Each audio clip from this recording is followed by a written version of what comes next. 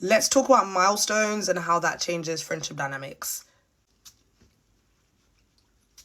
It's an interesting one because I feel like a lot of people always kind of say it from the perspective of the person that is going through the changes and how they might find that their friend that isn't going through the change is maybe switching up and acting weird and not like being as supportive or being, someone that's really like involved in their changes and things like that.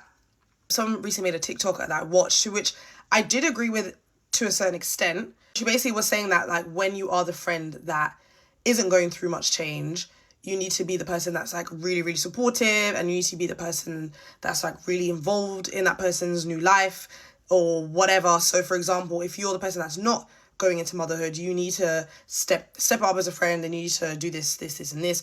Or say your friend is, getting married, and then, you are the person, you as a friend that's not getting married, you need to like be extremely supportive because they're going through so much and they're changing, right? And there's a lot going on for them, right? But then I think a lot of people don't often take into consideration that the person that's not going through that change, that is technically the person that's maybe stagnant, hasn't got much going on, also needs support too, because they also may feel like their friends are moving forward and in different various categories and stages, which they may also want to move forward in, and they're not.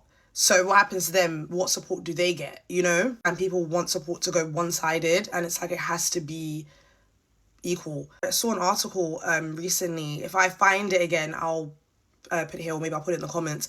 But it was basically about being the person that's always the bridesmaid, but never the bride, and no one ever considers the fact that like can they afford it financially? They have milestones as well that people don't tend to want to celebrate. For example, like getting a new job or maybe getting a new car. People wouldn't like put it. People won't value it as high as they would if it was getting a wedding or having a child and things like that, especially as a woman. So yeah, it's an interesting one.